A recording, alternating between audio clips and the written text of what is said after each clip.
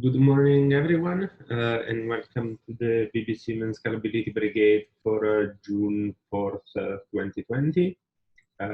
We only have two topics on the agenda for today. The first is Serkant had success to run multiple VOLTHA stacks on the same cluster. I'll let him talk about it.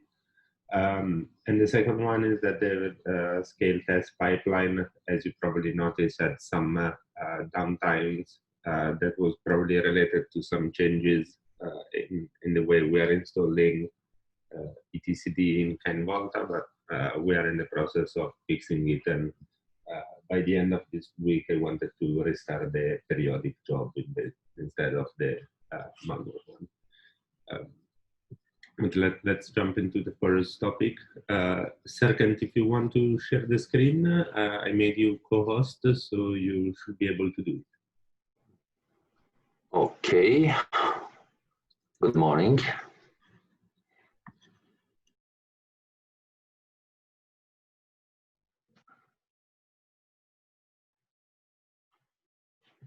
Do you see my screen? Yes. Yes. Okay, great. So I'm gonna show how I installed two VOLTHA stacks into one Kubernetes deployment. So I've already installed a VOLTHA stack. As you see, I have a VOLTHA 1 namespace and adapters, OF agent, and core is installed on that namespace. Also, I have two BBSim instances in the default namespace, and the other infrastructure pods like etcd cluster, Kafka, and Onos, and Radius, they are installed in the default namespace. So I'm using VOLTHA, and VOLTHA provides many environment variables to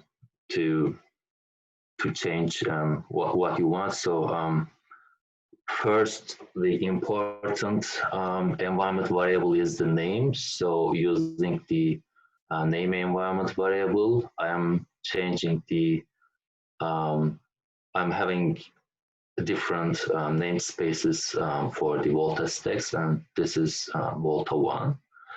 And while installing the VOLTHA 1 stack, I also installed the infrastructure pods like Kafka and etcd. For example, if I can see, as you see, with Kafka is external, with etcd is external, and with OCS, the first VOLTHA stack installs also these infrastructure pods and also the BBSim, whereas the second one, its name is VOLTHA 2, and it doesn't, it all uses the same infrastructure pods. It doesn't try to install the again Kafka and Onos and etcd, and it doesn't install the BBSim. So let me start the second instance of. By the way, I also two values YAML file, for example, VOLTHA values YAML file. They have, for example, for VOLTHA 2, they have different topics, as you can see here, and also has a different KV store data prefix, so that in etcd they are separated from each other, VOLTHA 1 and VOLTHA 2. So what about multiple ONU adapter instances in each stack? In each stack, there will be one OpenONU adapters on each stack. Also, it's possible to have multiple ONU stacks, but I didn't try, but probably it will work. So, for example, here, this is adapter open ONU 0. If I install more than one open ONU adapter, it will be 1, 2, and 3. And for the other stack, it will be in another space with the same names. Okay, thanks. Not a problem.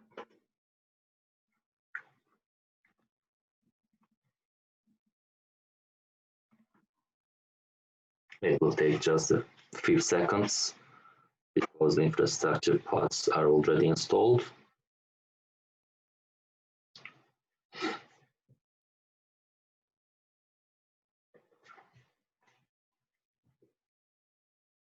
Hopefully.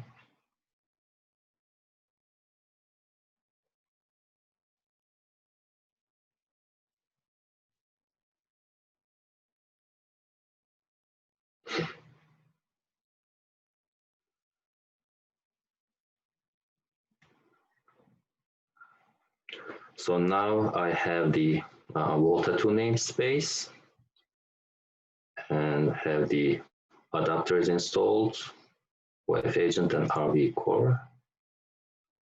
And the infrastructure pods will be common for both VOLTHA stacks.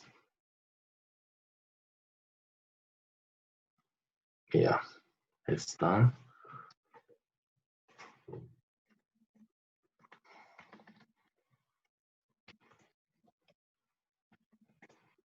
So if I check the adapter list, here the OpenOLT adapter and OpenONU adapter, they have endpoints. So this endpoint is OpenOLT-1, and this one is Broadcom OpenOLT -1. And for this part, I need to make some manual things for the port forwarding.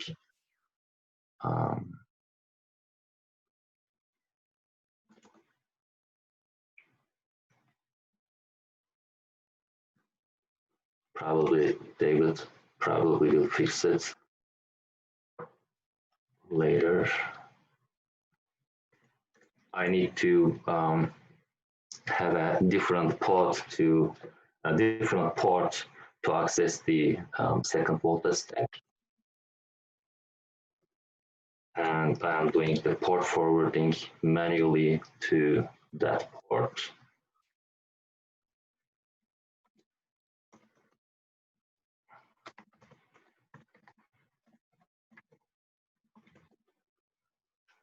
So for this VOLTHA instance, the endpoints are different. This one is OpenOLT-2. This one is Broadcom OpenOLT-2.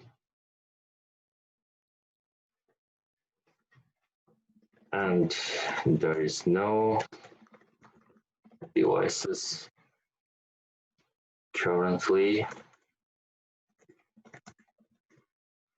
I'm gonna go create one for this one, and create another one for this one. So this will use BBSim 1 OLT, and this one will use BBSim 0 OLT.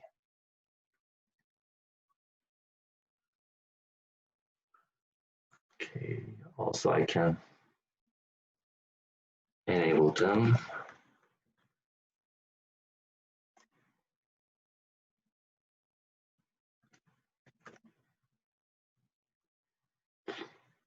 Yeah.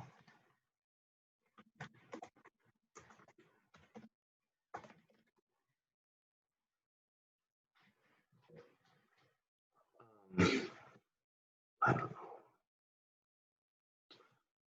So one ONU device is provisioned and enabled. The OMSI flows are already pushed for this VOLTHA stack. And for the VOLTHA 2, if we check device list.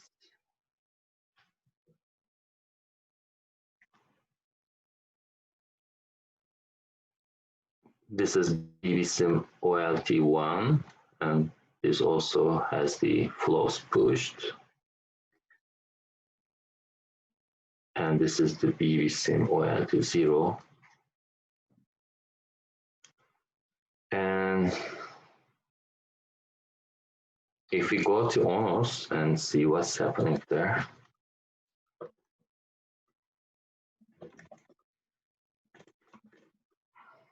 we have two devices with different serial numbers and different IDs. And the ports are only one, actually only one ONU, so 4 unique ports. Both of them has port 16 and on different devices. So OLTs, as you can see, there are two OLT instances. Let's check the flows.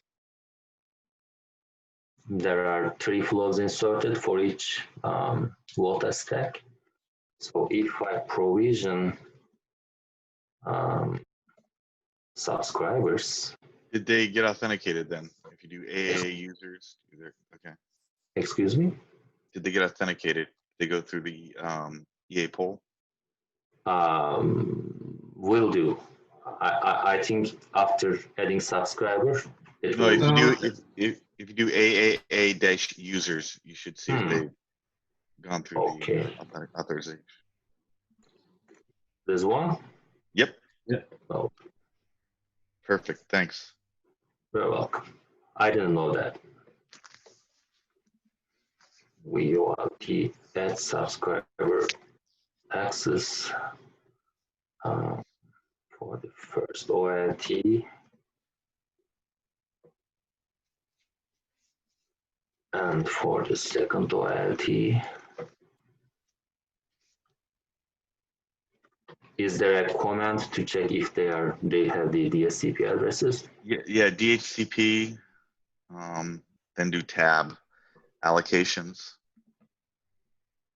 That should do it. So they haven't got them yet, but if you watch that, repeat it occasionally, and it should come through. Yeah, probably it's taking some time to take the DHCP addresses. I don't know why. You can check if it pushed the flows. Oh yeah.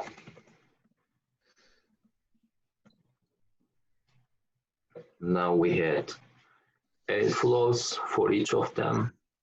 I think these are the IP Proto 17. Yeah, those are the DHCP. Yeah, those are. But it takes some time. Is the same VLAN being used on each one? Yeah. No, actually, VLAN. Okay. No, the S tag is unique per OLT. Let me check the BBSim logs.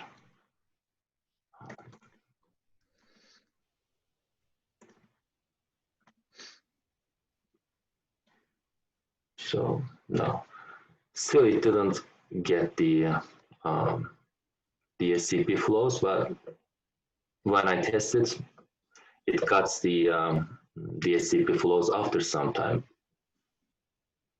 maybe 1 or 2 minutes later. And that's interesting.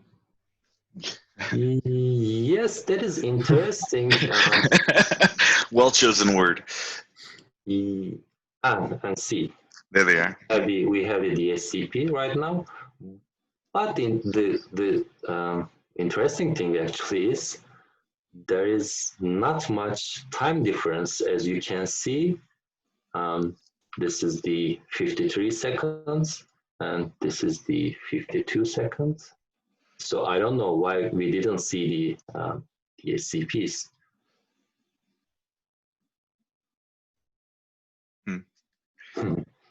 So they should be back in ONOS now too. You should be able to see them. No, but that received flow is what triggers the DHCP. Before the last message we were seeing before was at 15, 15, 51, and that.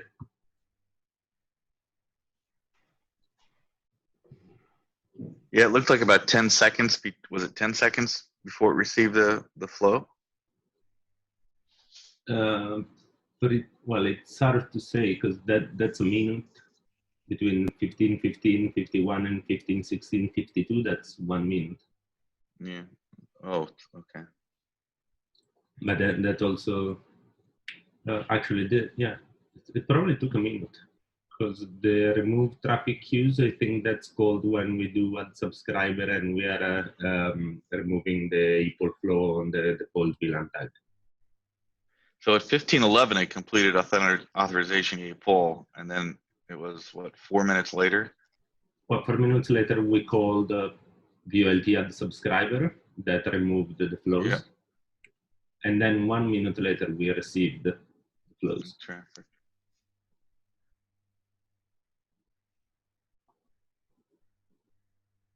Okay. Cool that it worked though. Yeah. Yeah, I think this is a great achievement. There will be some debugging to be done to figure out why it's taking that long. But compared to a couple of weeks ago where we couldn't do this, I think it's great. Yep. It sure is. By the way, how does VoltKettle know which stack to reach out to when you do VoltKettle device create? Because when I do port forwarding, I gave the VOLTHA 2 namespace to, so if we check services. Actually, if you do VoltKettle config though, you'll see there's a configuration variable to VoltKettle that you pass it, essentially the API endpoint for a VOLTHA stack. So basically, the two API servers are forwarded on two different ports, and the two VoltKettle on the two terminal windows are configured to use a different port. Yes, So, correct. so if you do VoltKettle config, you'll see the config for each VoltKettle, and you'll notice the server option is different. Just a quick question for myself. Is that something configurable like with a dash stack or something Yep, like that? -S, because again, Awesome. when it was created, it was only server, so -S. Awesome. We can Thanks. call, yep. I think there was also a -C to load the config, or is that -S? Yeah. Well, do VoltKettle -H and you'll see it all. So there, you can specify the VoltKettle config file as well, much via environmental variable or via command line option. Yeah, the only problem I had, David, was when I VOLTHA up for the VOLTHA 2, I get the VoltKettle config file empty. So I am copying from VOLTHA 1 and changing the port address of that VoltKettle config. Yeah. And again, I think we have to think about how we want to, how kind VOLTHA needs to change going forward. And whether that, I posted a while ago 2 different, I'll call them Uber cart charts. One that does the infrastructure and one that does a stack. And those can be used just as normal Helm commands to install the various things. It doesn't deal with port forwarding, and need to think about this one a bit more as a group. I think, do we continue to do port forwarding, or do we look at doing ingress controllers so that when a new API server comes up, it essentially automatically gets an external point that you can connect to, as opposed to maintaining port forwards, which are kind of a poor man's ingress controller. Mm.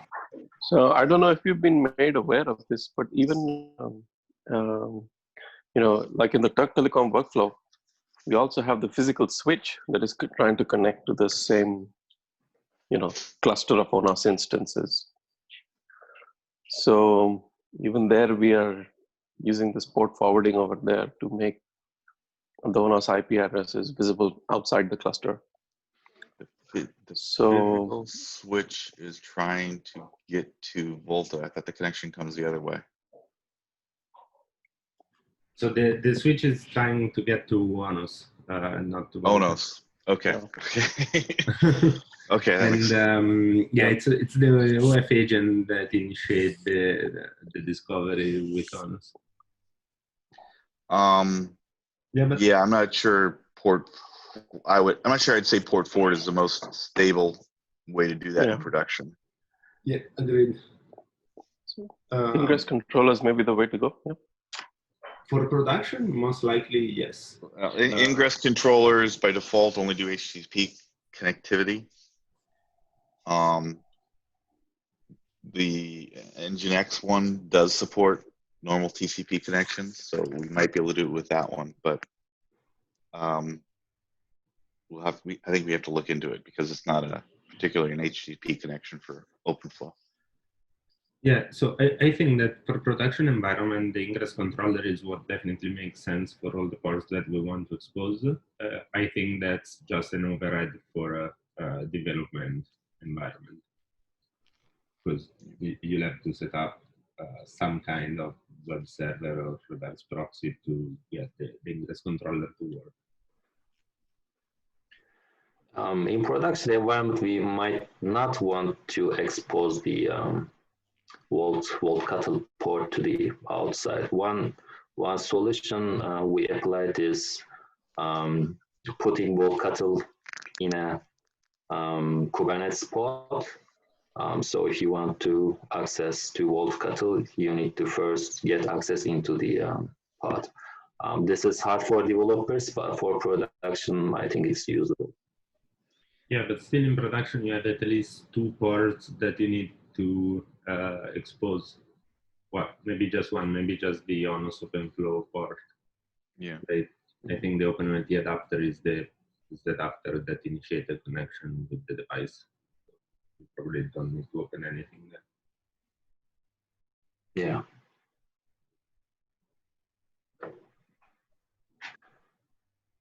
So that is the end of my demo. And I think also VOLTHA is a great tool, and it gives the environment to change everything you want. So thank you, David. No worries. Okay, thank you, Serkant. I think it was a very good demo and very good progress on this. Anyone else has questions for Serkant on this?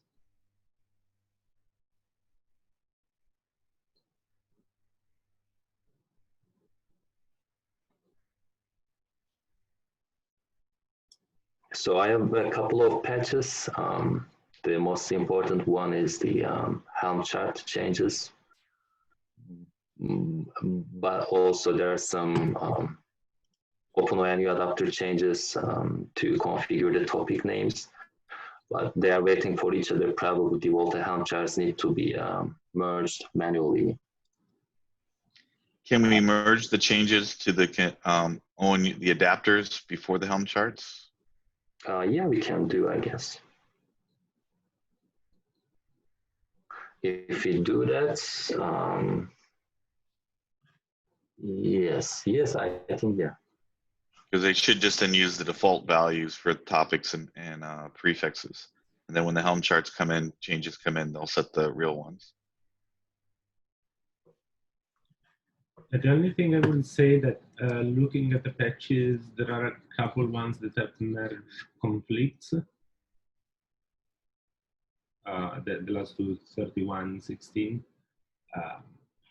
So I will resolve the conflicts and then start merging so that we can merge them pretty quickly. Yeah.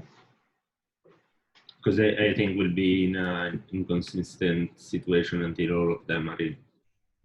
Is that correct? Yeah, it'd be great if this stuff can get merged this week. That would be wonderful.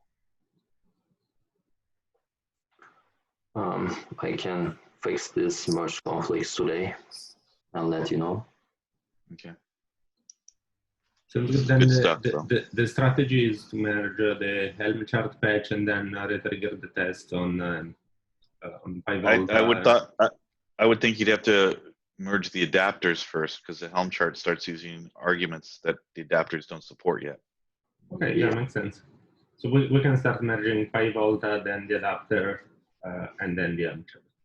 Oh, but by the way, this so this fails because of probably because of the Helm chart. So if we merge this, this will still fail because of there is no command line parameter coming from the Helm chart. So Wait, probably, but again, if there's no command line option coming from the Helm chart, aren't the default values for the topic and the prefix used? you're right. Also, yeah, I'll check that. I'll check that. Okay. I think it may be failing because it references a version of 5-volt that is not released yet, but I haven't. Yeah, I would think you'd have to do pi volta, the adapter, and then the Helm chart. Yeah, you cannot find a version that satisfies the requirement 5-volt 243. Yeah, correct. Yeah, Okay. once we merge 5-volt, we should be able to test the adapter, and then we should be able to test the Helm chart. That's it. Okay.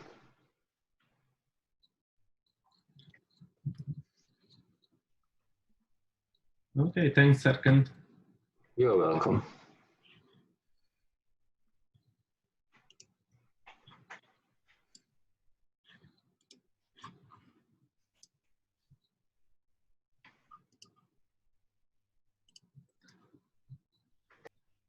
Okay, so I guess everyone can see my screen again.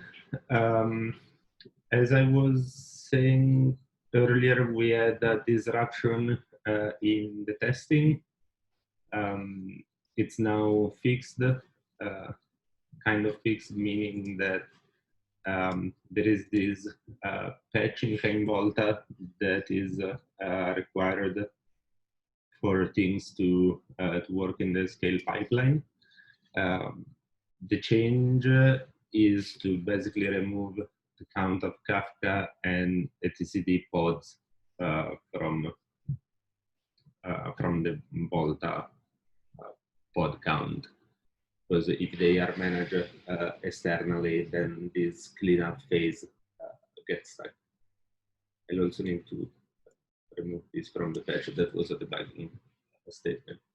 But the good news is that with that patch, everything is correctly back to work when we are installing etcd and Kafka outside of 10-volt.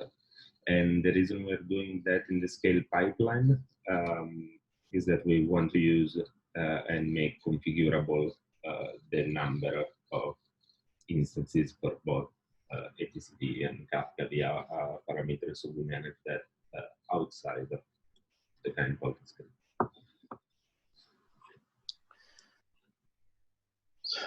So what is the final sort of stable number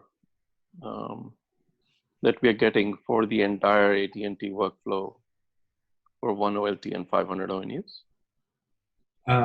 So I need to trigger a build for that because we lost the numbers, but we were getting all of them. Actually, don't you have a plot to show that? No, because when we removed when we changed Oh, the jobs, it lost the history. the plot, yeah, we lost the history, so we don't have anything going back. But the 500, that's why I want to go back to the periodic jobs and have them running. constantly. This was a very useful exercise to figure out some bugs, but of course is not leaving us any history. What we've seen is that with 500 news, both the AT&T workflow and the Deutsche Telekom workflow were successful. With 1024 news on 2 OLTs, the activation was successful, and it was actually happening pretty quickly. So in all the devices were activated in 107 seconds in VOLTHA, and the ports discovered in less than 3 minutes in honors. We didn't have the same result with the flows, except the issues in the bin. But when we tried with 1024 ONUs and the flows, as you can see, the ONUs were activated in the same time frame in VOLTHA, but then the ports were never discovered in honors. There is probably some traffic related to the ports being reported and the flows being pushed, but I haven't investigated this scenario at all.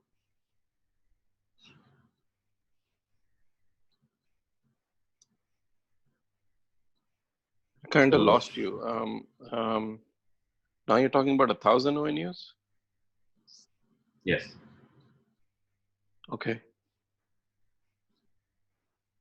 So we don't have the history, but for 512 subscribers, all the jobs are successfully working. So we can provision the subscriber, we can push the flows for both AT&T and Deutsche Telekom workflows. For yeah, I have a plot for the DT workflow that shows less than 4 minutes. So around around 200. Around 210, 215 seconds. Anytime you see this bouncing up is one of the failed jobs, but this is the concept we are seeing when everything is working. And the AT&T workflow is something similar, around 200, 250 seconds? Yeah, it's in that same ballpark. It's slightly slower because we're pushing more flows, but not by much. Plus, you're doing all the packet in, packet out stuff, right? Because yeah, that's correct. The DT workflow doesn't have any of EAPOL or DHCP authentication, but the AT&T one does. Yeah, that's correct. But in what we have observed so far, it seems like the packet in, packet outs don't have basically any effect on the performances, because they are basically just a pass-through. So they are just going through the system without being stored anywhere, so they are not enforcing any kind of lock on any model in the system. Okay. That's great. Under 4 minutes for a single OLT of 500 ONUs. Okay. That's pretty good. And now when you say 1,000 ONUs, you're trying 2 OLTs, right, on the same stack? Yeah, that's correct. 2 OLTs on the same VOLTHA stack, each one of them with 500 ONUs. So activation looks good, but beyond that, there are some issues, right? Yeah. Which we still have to debug. We still have to debug, yeah. And at the same time, we have a few patches pending, right? For things that that 4 minute, under 4 minute number can potentially become maybe even under 3 minutes. With all the patches that are pending for removing devices, removing ports and flows from logical devices, physical devices, reducing all the cloning that was going on, some other improvements, correct? So those are still in flight. What is the status of those patches?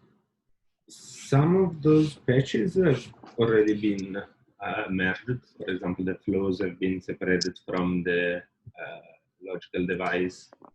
The flow separation from the device is still in flight, I believe. Is this one? Yeah, it's in code review. I think it's once it's passed hardware test, it will be merged. Okay. John, I So, think it's past hardware test, so ready to merge. So all these Oh, numbers, Matteo, past they are that. all on master, right?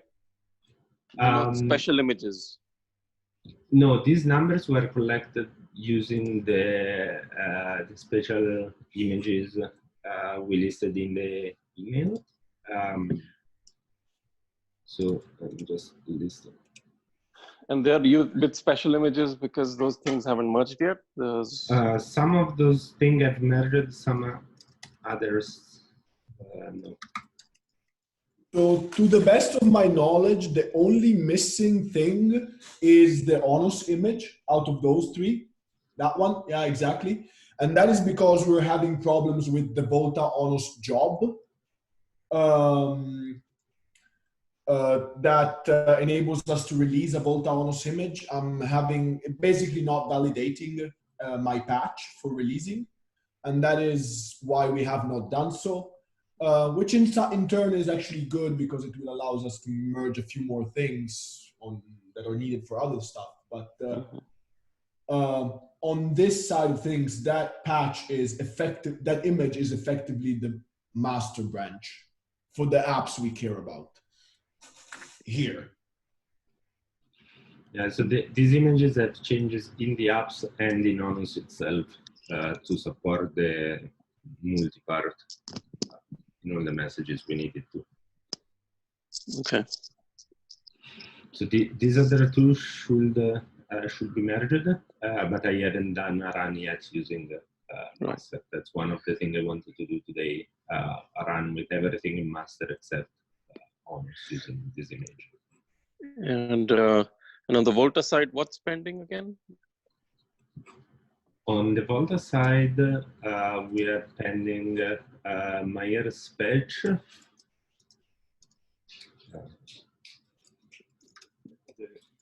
But per my understanding, the Mahir's patch was not in the image from Ken. Am I correct? No, it was not. It's an extra improvement. So in terms of the core of what was tested, Saurav, that's master now, because that's everything that was in that batch is in master right now. Okay. That includes the work Kent was doing? No, that's still pending. Yeah. What is pending is separating the logical ports from the logical agent and separating the flows from the device. Okay. Do we have an estimate on when roughly we could get that in? The flows, we said we should be good to go because it passed the hardware test. We got 2+1. So if it's good for everyone, we can merge it now. Okay, if it's good to go, I'll just merge it. Good. Okay.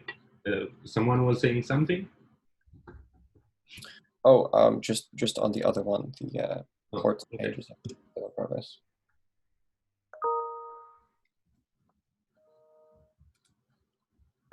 What is complaining that it needs verified?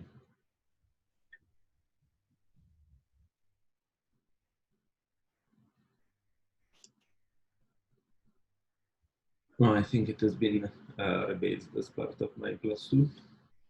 It will do another test before we put the verify on, because when you do the +2, it just automatically start a. Yeah. Okay. So as soon as it passes this this test, will merge this one.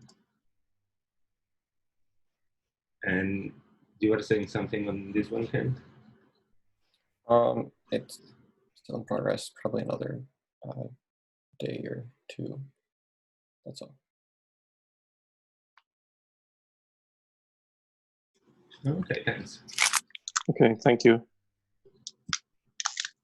So our next big step is basically what you've already started, 2 OLTs, getting 2 OLTs with 500 each to go through everything. Okay. Yeah, that's correct. And that should be the last step required to achieve the numbers we need to for VOLTHA 2.4. Right. But at the same time, we also need to do back to 1 OLT.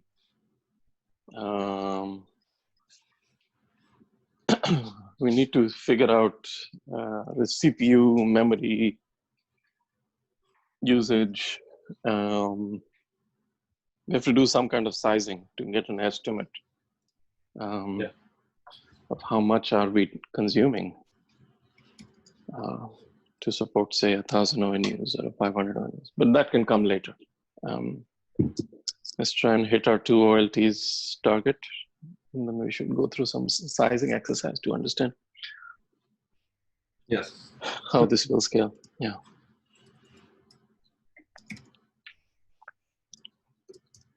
Yeah, and I'm working on making sure that we fix the VOLTHA onus job to merge those, not to rely on my personal image there.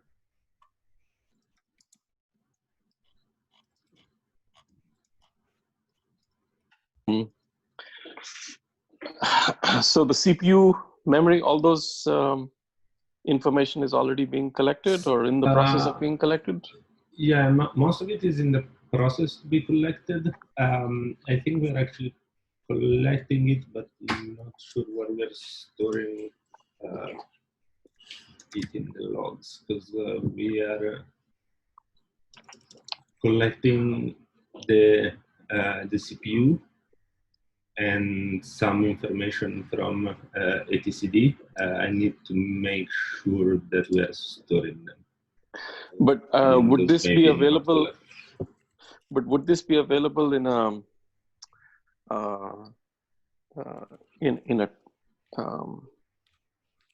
time series plot, right? I mean, while VOLTHA and ONOS are going through different stages of what we do for our scale test measurements, can we see the equivalent CPU usage of different things over time, right? So this is collecting a JSON output.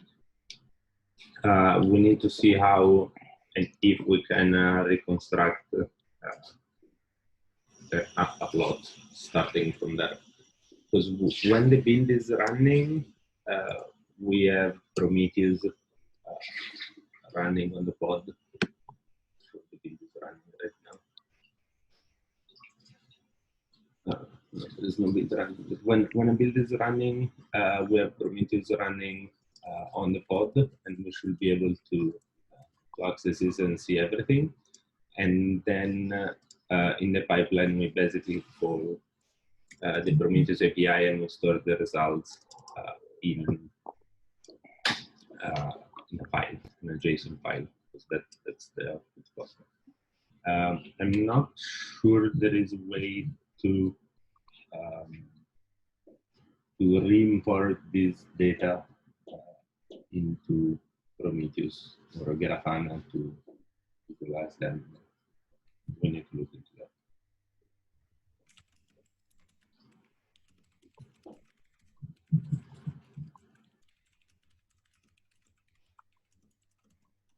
Okay, I'm not sure I completely followed you, but I can take it up offline. Okay, yeah, maybe I can prepare a small presentation for next week meeting to show everyone where we stand with that. Okay. In the same token, Matteo, like, did you do anything additional following the HCD issue that you were saying, like out of memory? Did you find anything on that? Yeah, that was one hiccups in the job. That in that particular job, we were not extending the TCD memory, so it was back to the default of 1 GB, and it was running out of memory when running with 1,000 reviews. Ah, okay. So it was a misconfiguration in the job. Okay. And do we have a run now with 2 OLTs and 512 ONUs? I can schedule one now. We haven't had any run in the last day or so because of the pipeline issues. Oh, okay, thanks.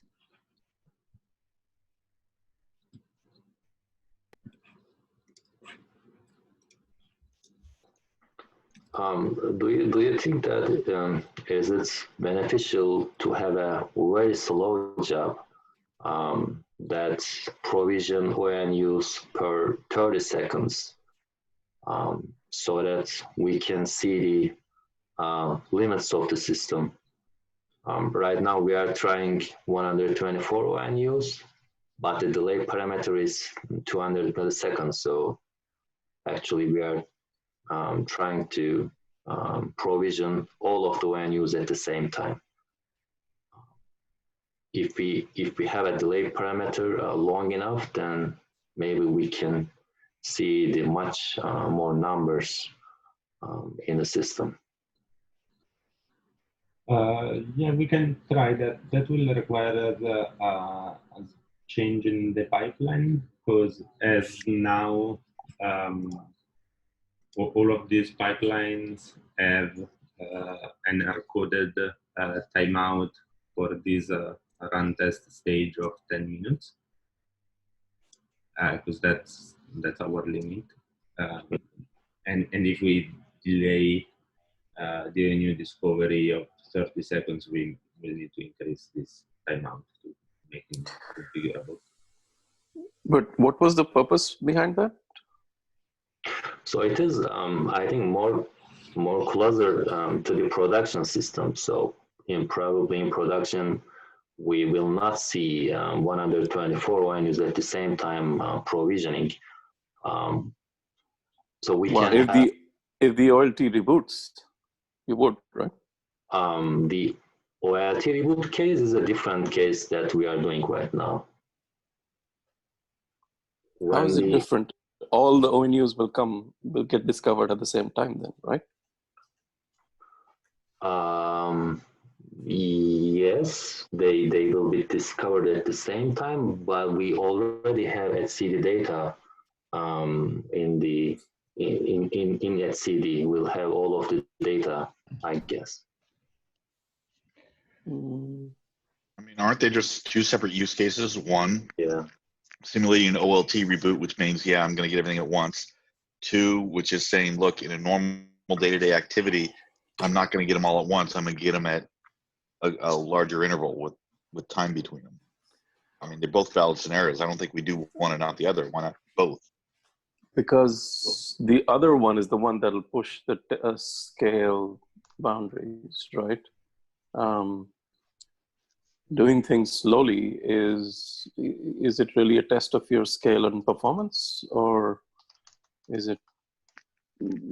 I mean, you could do that, for example, in a soak test, right? If you were doing a soak test and bringing things up slowly, that's actually fine. Actually, ONF is looking to start a soak pod. Where it would be interesting is if you have two OLTs and you start making the code do a lot of context switching. Yeah, that's possible. So in the soak pod, I was thinking of using BBSim and physical OLTs together. But for a scale and performance measurement, you go for the one that you expect to be harder on your system, right? Yeah, definitely. We need both, I guess. I agree with that, because it's in this scenario where suppose like everything gets restarted at the same time, I don't think they want you to wait. We'll get a lot of action happening at that time. Yeah, but each PON port can only take range in one ONU at a time, so it's going to be right. But the difference between one ONU to another, it's not going to be 30 seconds, right? It's going to be milliseconds.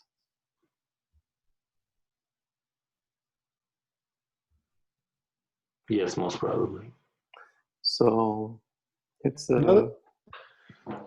Another difference between the OLT restart case and the test we're doing now is the flow dilation phase, I think. Because if OLT restarts with the existing subscriber on it, then we should first remove the flows, then add them, I think. So it's a bit complicated than the current scenario, but it's the next step, I think.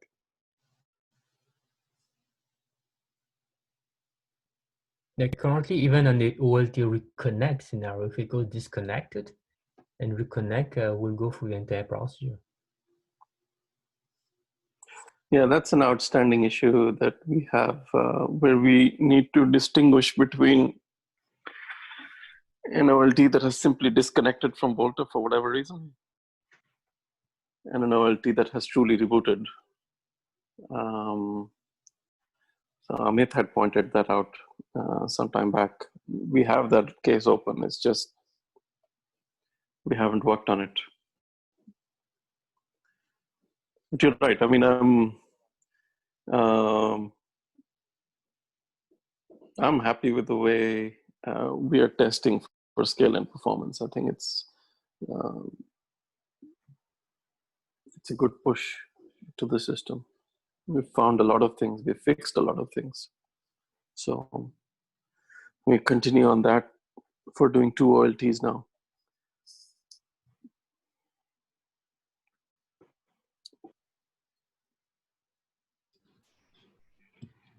Yeah, I think there is value in doing some more testing. But as now, I think it's good not to divert the attention from the numbers we need to achieve basically in 4 weeks from now.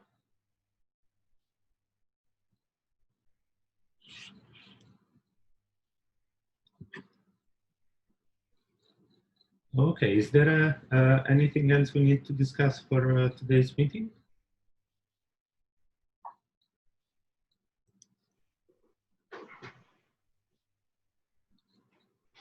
I'll take that as a no. So thank you very much for joining and talk to you next week or on Slack. Have a good day or evening, everyone. Bye. See you. Bye-bye. Thank you. Bye. Thank you. Bye-bye.